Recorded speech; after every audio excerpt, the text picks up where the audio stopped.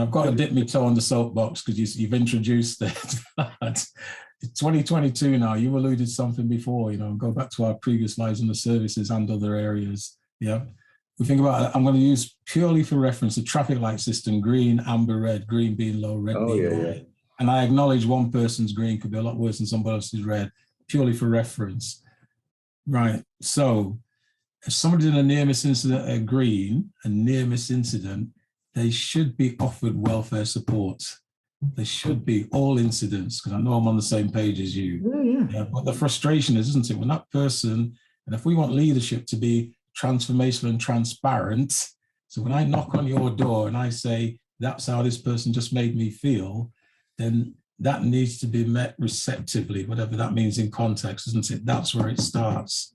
Cool. But still all too often in 2022, if it's a near miss green, people are batted off. Yeah. People are batted off. And therefore, who are they going to report the next near level miss green? And I'm talking near miss now, not impact. And don't get me wrong, I know we can debate near misses could be worse than impact, purely for reference. But we're back to, isn't it? Who is that person going to go to when somebody have some of the emotional, physiological reaction to the fear of them being a victim again? And I'm just going to stop there before I go off at a tangent and get really wound up. Totally agree with you. I mean, my daughter's just gone, she's moved from one job to another within the same company, and they've assigned her a mentor. She's got a mentor, and she's made up. She can go to this mentor with anything and say, look, I need help with this, I need help with that.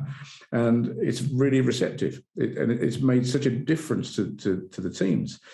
Now, when you and I were in the military, I wouldn't say it was as compassionate as it was probably now, but you had mentors. You go to them, and they were your role models, weren't they? They're blokes that have been there and done it before. You go and see them. But yeah, my last job was aircrew, and that really changed the way I thought about a lot of stuff, because the one thing with aircrew is they say, look, if you have a near miss, this could be fatal for someone else. We need to discuss it. And the airline industry is one of the most honest and transparent industries, I think, when it comes to reporting things that are wrong. Because if you don't report it, what's wrong or what nearly happened or what you did wrong, you can't fix it next time. And that's why they have such a high level of safety. But you're going back to the root issue. Staff don't feel valued, staff feel worried, staff feel threatened. They're not going to perform at their best. Well, it comes right back to that point, isn't it? Fundamentally, what we are hopefully doing is empowering people, aren't we? Yeah. And I say that sincerely, empowering people to do the right thing, whatever that means. Because until it arises, we can have all the training, have all the plans in the world, have all the confidence in the world, but until push comes to shove, we don't truly know how we're going to perform. Well, see, if training was just the answer, it'd be simple. Just train everyone, it'll be brilliant. Yeah, but it's not the answer. It's part of the solution, but it's not the solution. But the other thing I want to touch on as well is marketing. Have we got time? Okay. Yeah. Go ahead. I'm helping a company at the moment do some marketing. They've had a bad experience of stuff, and one of the things I'm getting them to do is to change their mindset around that. Because when I said, "What do you guys do?" They said, "Oh, we provide certain services. We provide training, and we provide consultancy, and we provide security, and we do this." And I said, right, so you're providers. They said, yeah. I said, okay, you've got to change your mindset now.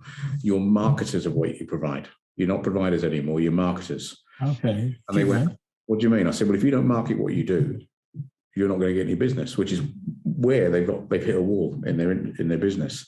And I have this conversation with a lot of people, say, look, if you go into a business, your business might be conflict management. Your business might be physical restraint. Your business might be self-defense or martial arts or whatever it is. That's what you think your business is. But your real business is you are a marketer of conflict management. You're a marketer of physical restraint. You're a marketer of self-defense. Because if you don't market your business, you're not going to win. Interesting. Yeah. So part of the stuff I do, it's just like doing this with you, is to make information products and put information out there for people. All right. That's a form of marketing. Yeah. Right. If you put a free report out, it's a form of marketing. You put a video out, it's a form of marketing. And there's certain rules you need to follow with marketing to make that marketing work for you. Because you can spend a lot of time doing Snapchat and TikTok and freaking thing and not getting anywhere, but a load of followers who won't buy anything.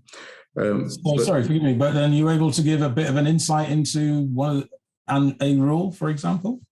Give an insight into what? You said there's certain rules you say you have to follow. Yeah. And I'm saying, are you able to give a bit of an insight then into one of those rules? I mean, branding is a waste of time. Why do you say that? Why do you say branding? Well, I'll tell you why. If you look at my Google Analytics from all the stuff I've got on Google, all right, 80, in fact, I'll tell you, I'm going to do it while you're here. Sure. All right. Right. Where's my Google thing gone? I've got so many windows open here. Or is it old age? Come on, be honest.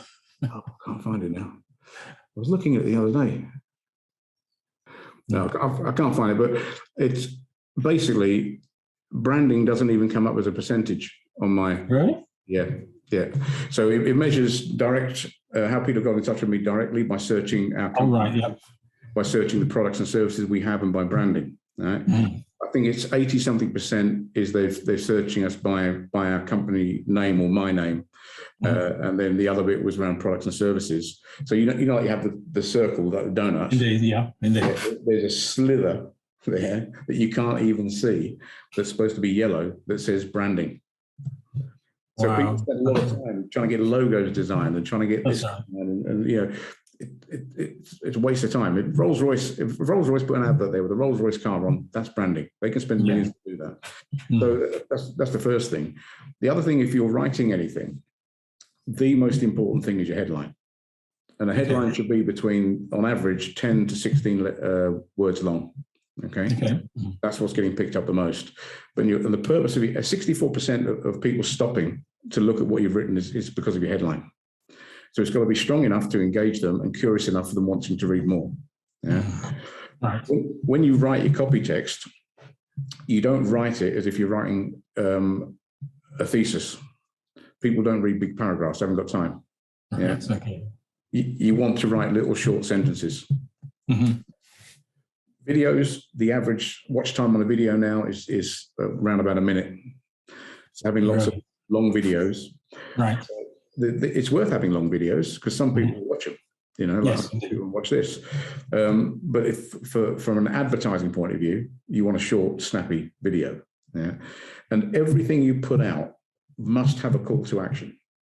So if you put out a post, so when we put this out, for example, we'll say, this is, you know, Mark and Travell, two grumpy old men talking about a load of stuff. Yeah. And you notice on there, we spoke about, what do we speak about? Conflict management. Yeah. Well, here's a link to Travell's conflict management course.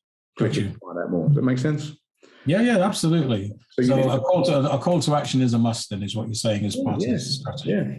You know, and advertising as well, marketing, call it what you like. There's two aspects to it. There's marketing and there's sales. Marketing isn't sales and sales isn't marketing. They're two different things. And one of the biggest things I found with people over the years is they're really good sometimes at getting in front of people. Yep. But they don't ask for the business. Oh, right. Okay. Yes. They sit there and they say, yeah, I can do this for you and I can do that for you. And then they say, well, how much do you charge? Oh, I charge this much. No, yeah, all right, great. Okay. Yeah. And at that point there, they should be saying, right, when are we starting? Yes. There's the contract, sign it. And they don't. They wait for the client to get back to them and you're leaving money on the table. Okay. And there's a lot of that then in terms of our industry in particular. People have come into it with a level of knowledge around conflict management, physical intervention, but they're going back to it. They're not marketers or sales. Well, if I had £1 for every time I heard someone say this, I'd be rich. Yeah? I'm not in it for the money. I'm doing it because I want to help people. I think it's commendable. It is. But don't set up a business if you're not in it for the money. Because even charity shops are for the money. Yeah, it's changed. If you want to see a business failing because they're not in it for the money, go into a church. Whoa, yeah, okay. Let's not go too far down that road, but point taken. I don't mean it disrespectfully, but I went to America recently and I saw how they're marketing out there, and their churches were packed, absolutely packed. Really? Okay. Yeah. You know, and they're quite aggressive in their marketing. If you don't have a church, you're going to go to hell. You know, Jesus loves you. Get in here. You know, what do we do? Oh, you can come along if you want to. Would you like a cup of tea? No, don't do it. You can get a float my boat. You know, but it's all about getting the information out there. You know, and I've had the privilege of meeting so many people in my career in this thing, lovely people, and if only they marketed a bit better. And I'm going to say this, and I mean this sincerely. If you are in this to help people because you have something valuable to give them that's going to improve the quality of life, keep them safe, whatever it is, it's going to make a difference in their lives. Not only should you be thinking about marketing, you have an absolute obligation to market your business, because you can't help people if they don't know you exist. I believe that. Well, it's interesting. Mark Bungie Williams, Yeah. A very good friend of ours, as we know, and of many. I can remember a phone conversation with him in Leicester. I can't remember, about 7, 8, 9 years ago, maybe longer. And the summary of his conversation was, you could have the greatest product in the world, but if nobody knows about it, so what? Well, there's a blog post I've written about this. You can Google it and find it. But it says, if you've got a superior product but inferior marketing, you're going to lose to someone with an inferior product that's better at marketing. Yes. And how many times have we heard this? How's that bloke getting all that business? What I've got's better than his. Yeah. Oh, daily. Obviously, marketing's not better than his because he's out there. But it is interesting. So, I know you do, but I'll still ask the question anyway. What support, advice, training do you offer on marketing then? Well, I'll work with people I want to work with. I've thought about starting a marketing agency. I'm not interested. I want to slow down. But people, if someone's committed to do it, then I'll work with them. I'll help them. But you've got to. Everything's about a return on investment. And the problem with training is the barrier to entry is so low. All you need is a computer and an internet connection, and you're there. So, I remember back in the days when we used to do direct mail marketing. Oh yes, gosh, remember that? Stuffing envelopes and things and filling them out, mailing lists and adverts. We were spending thousands then. And someone said to me a couple of weeks ago, and I was talking to them, I said, well, do some Google ads. They're always expensive. I said, what do you mean? They said, well, what are you getting a cost per click? So I said, well, about 24 pence. I said, cost per click. It's cost me £1.20. It's too expensive. I said, £1.20 for someone to click a link and become a potential customer. I said, I'd buy them all day long. My last advertising bill was 300 quid on Google. Right. Did you make any money from it? Yeah. How much did you make? £2,000.